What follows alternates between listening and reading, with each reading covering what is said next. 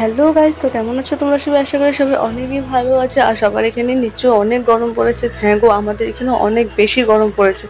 তো যাই হোক, আজকে ভিডিওটা আমি আবার স্টার্ট করে দিচ্ছি। চলে এসেছি একটা নতুন ভিডিও নিয়ে তোমাদের জন্য। তো আমি চলে এসেছিলাম ডিউটি থেকে এসে ভাবলাম যে কোথাও একটু ঘুরে আসি, কারণ আমার মা সারাদিন বাড়িতে বসে থাকে। তাই ভাবলাম কোথাও একটু ঘুরে আসি। তো মাকে বললাম চলো দিদির বাড়ি থেকে ঘুরে আসবো। আর দিদির বাড়িতে পুজোও ছিল, তাই আমরা চলে গেছি ডিউটি থেকে আসার পর দিদির বাড়িতে। তো অল্প রাত্রেও হয়ে গেছিলো, কিন্তু দেখো আমাদের এখানে না রাত্রে কিন্তু জামটা অনেক বেশি হয়। মানে তোমরা বুঝতেই পারছো কিরকম জামে আমরা ফেসেছিলাম।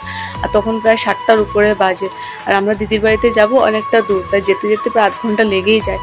তো ভাবছিলাম কি করে যাব, কিন্তু কোনো চিন্তা নেই, আমার ঠাকুর আমার সঙ্গে আছে। আর আমি একটু বেশি সাহসী মেয়ে, তাই আমি চিন্তা করছিলাম না। মাকে বলছিলাম চলো কিচ্ছু হবে না, ঠাকুরের নাম নিয়ে আমরা চলে পড়বো। তো যাই হোক, জামটা তো ছুটে গেছে, জামটা তো শেষ হয়ে গেছে। তো আমরা অটো চেঞ্জ করে নিয়েছিলাম, উঠে পড়েছিলাম দিদির বাড়ি যাওয়ার জন্য অন্য অটোতে। এই তোমরা দেখতেই পাচ্ছ জাম কিন্তু আছে, কিন্তু যে রাস্তা দিয়ে আমরা যাচ্ছিলাম সেই রাস্তা দিয়ে কোনো জাম ছিল না। অটোওয়ালা আঙ্কেলটাও এত ভালো ছিল যে খুব ভালোভাবে কিন্তু অটোটা চালাচ্ছিল। তো তারপর দেখো, আমি তোমাদেরকে ডিমাপুরের একটা সবচেয়ে বড় হোটেল দেখাবো। এই যে হোটেলটা দেখতে পাচ্ছ, এটা হলো ডিমাপুরের সবচেয়ে বড় হোটেল, যার নাম হোটেল সারামাতি।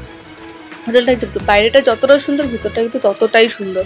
তো যাই হোক, তার একটু আগে কিন্তু আমি তোমাদেরকে আরেকটা ভিডিও দেখাবো, আরেকটা জায়গা দেখাবো। কিন্তু ওই জায়গাটা না একটু মানে তোমরা দেখলেই বুঝতে পারবে। তো এখানে খুব সুন্দর, সব জায়গাটা লেখা থাকে, তো খুব সুন্দর করে এখানে একটা আই লাভ ডিমাপুর লেখা আছে।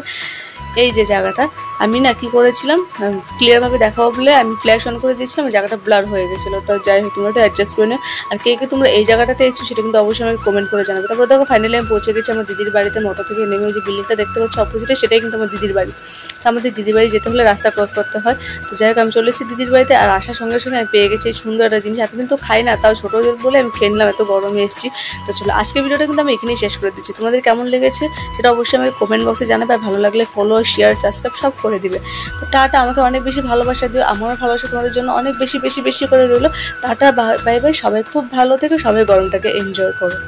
Tata, see you again.